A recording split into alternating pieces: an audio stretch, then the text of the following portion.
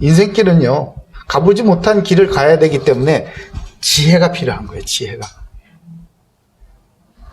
특히 인생길은 다시 돌아갈 수도 없기 때문에, 되돌이킬 수도 없기 때문에 단 한 번밖에 기회가 없다는 것이에요. 그래서 세상의 지혜뿐이 아니라 하나님께서 주시는 영적인 지혜 역시 필요하다는 것입니다. 이 시대와 또 온 세상을 관통하고 운행하는 그 영적인 지혜 말이에요. 우리에겐 그 영적인 지혜가 더욱 필요한 것입니다. 세상이 혼탁해질수록 우리의 중심을 잡아주는 것은 바로 영적인 지혜인 것입니다. 그럼 영적인 지혜라는 것이 뭐냐? 우리는 여기에 대해서 좀 공부할 필요가 있겠어요. 첫 번째 영적인 지혜는 바로 하나님의 지혜가 영적인 지혜이죠. 하나님의 지혜는요, 신학자들이 이렇게 연구한 거예요. 이렇게 정리하고 있습니다. 실제적 성공으로 인도하는 건전한 판단, 이게 하나님의 지혜라고 합니다. 성공으로 인도하는 건전한 판단. 하나님의 지혜를 얻으시기 바랍니다. 욥이 이렇게 얘기하죠. 28장 28절에 또 사람에게 말씀하셨다. 보라, 주를 경외함이 지혜요, 악을 떠남이 명철이니라. 아멘. 하나님을 경외하는 것이 지혜랍니다. 하나님을 경외하는 것이 실제적 성공을 거둘 수 있는 건전한 판단이라는 거예요. 하나님을 경외함을 배우시기 바라요. 우리가 이 시대에, 이런 시대에 살아가는 우리에게 가장 약한 것이 사실은 하나님을 경외함이에요. 하나님을 두려워하지도 않고 하나님의 말씀을 준엄한 하나님의 명령과 경고로 받아들이지도 않잖아요, 사실은. 잠언 2장 20절에는 지혜가 너를 선한 자의 길로 행하게 하고 또 의인의 길을 지키게 하리니, 이렇게 말씀하세요. 지혜가 너를 선한 자의 길로 행하게 한답니다. 아까 눈밭에 이렇게 지나갈 때 이거 어느 길로 가야 되지? 선한 자의 길로 가야 하지 않겠습니까? 법을 공부하시는 분들은 판례라는 게 있잖아요. 그 판례가 굉장한 기준이 된다고 그러죠. 지금 내가 판단을 하는, 판결을 하는 이 선고, 이 재판이 이후에 일어날 많은 재판들의 판례가 되고 선례가 된다면 하나님의 지혜를 구해야 되는 것이죠. 그래서 우리가 하나님을, 우리 사모님 기도하셨듯이 하나님을 경외하는 그런 지도자가 나타나기를, 하나님을 경외하는 우리 법조인들이 세워지기를 우리 고대교회가 늘 기도하는 것 아니겠습니까? 고린도전서 1장 21절에는 하나님의 지혜에 있어서는 이 세상이 자기의 지혜로 하나님을 알지 못하므로 하나님께서 전도에 미련한 것으로 믿는 자들을 구원하시기를 기뻐하셨도다. 아멘. 그러니까 전도에 미련한 것으로 사람들을 구원하는 것, 그것이 하나님의 지혜라는 거예요. 우리가 보기엔 너무 미련하죠. 하나님께서 나타나셔가지고 이것들 그러면 그냥 쫙 엎드리고 단번에 될 텐데, 그러나 하나님은 사랑이세요. 하나님은 우리를 창조하시고 사랑을 나누는 사랑의 관계를 맺기를 원하세요. 겁박을 해가지고 회개하는 것, 그런 걸 하나님은 원치 않습니다. 그렇기 때문에 늘 말씀으로, 기다려주심으로, 오래 참으심으로 우리에게 구원의 길을 가르쳐 주시되 전도에 미련한 것으로 우리를 구원하시는, 그게 하나님의 지혜라는 거예요. 여러분에게 하나님의 지혜인 전도에 미련한 것이 있기를 주님의 이름으로 축복합니다. 난 전도 때문에 이것을 하는 거예요. 난 전도 때문에 시험에 대야 되고, 난 전도 때문에 성공해야 되고, 전도 때문에 돈을 벌 것이고, 전도 때문에 성공하는 직장이 될 것이다.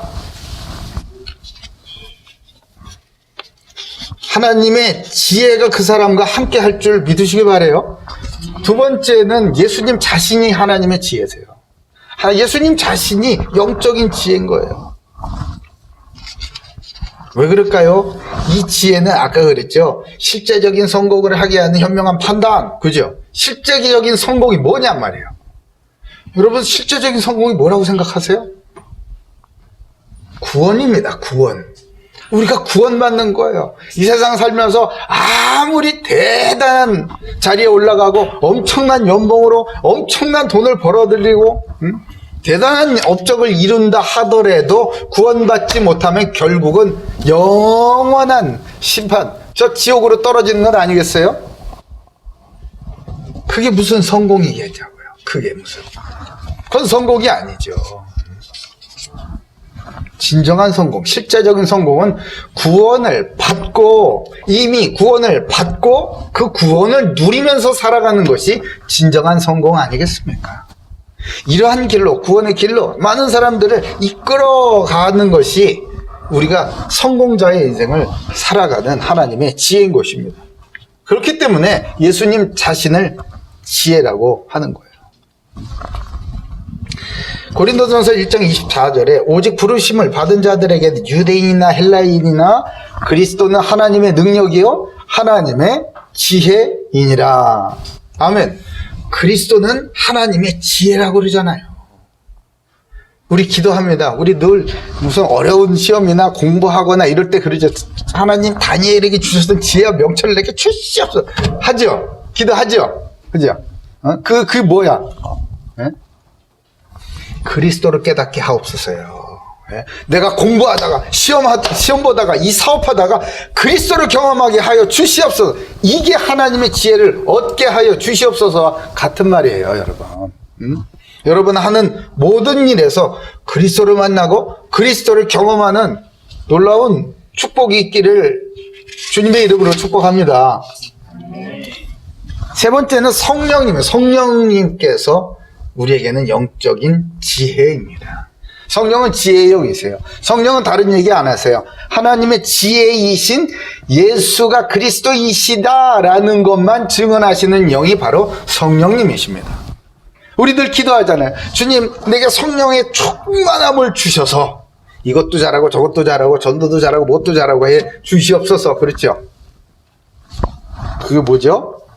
성령이 충만하잖아요. 그러면 나의 삶의 구석구석 가는 곳곳마다 예수 그리스도가 증언되는 거예요. 나 같은 할 줄 아는 거라고는 죄밖에 지를 줄 모르는 나 같은 자를 통해서 예수님 그리스도, 예수가 그리스도라는 게 막 증거가 되는 거란 말이에요. 이 놀라운 일. 그게 사람의 수준으로 할 수 있겠느냐 말이에요. 사람의 노력이나 사람의 어떤 지식 가지고 할 수 있는 일은 전혀 아니겠죠. 그렇기 때문에 우리에게 성령의 충만함이 필요한 것입니다. 야고보서 3장 17절 18절에 보면요, 오직 위로부터 난 지혜는 곧 하나님께서 성령을 통해 우리에게 덧입혀 주신 지혜죠. 첫째는 뭐다? 성결이고. 야, 여기서부터 우리는 깨지죠. 성령의 충만함을 받으면은 첫째 성결이고, 하나님의 지혜로 충만하면 첫째는 성결이랍니다. 성결하시기를 바랍니다. 주님 앞에 서세요. 내가 성결한지 안 한지 주님 앞에 한번 서보세요. 성령께서 나를 인도하셔서 그리스도의 십자가, 갈보리 십자가 앞으로 나를 인도해 가시면 내가 성결한지 안 한지 대번에 알죠. 무릎이 꿇어질 겁니다. 주님, 나처럼 더러운 자가 또 있겠습니까? 나 같은 자도 용서해 주실 수 있다면 주여 나를 용서해 주시옵소서. 예수 이름을 팔아가지고 내가 성공 한번 해보려고 그랬습니다. 나를 십자가에 못 박아 죽여버리시고 예수의 생명으로 다시 거듭나게 하여 주신다면 주의 영광을 위하여 살겠나이다. 이게 성령의 인도하심이에요. 여러분, 매일매일 성령으로 거듭나는 은혜가 있기를 바랍니다. 성령 통해서 하나님의 지혜를 얻은 사람은요, 자신의 인생길 모든 곳에서 예수 그리스도를 발견하게 되는 거예요. 그리고 그 그리스도를 누립니다. 그리스도의 증인인 그리스도의 증인으로서 그리스도인의 삶을 드디어 살기 시작을 하는 거예요. 그렇기 때문에 하나님의 지혜를 얻은 사람, 참된 그리스도인은요, 한 시대를 이끌어갈 뿐만 아니라 다음에 나를 따라오고 나를 지표 삼고 살아가는 많은 다음 세대들, 후배들,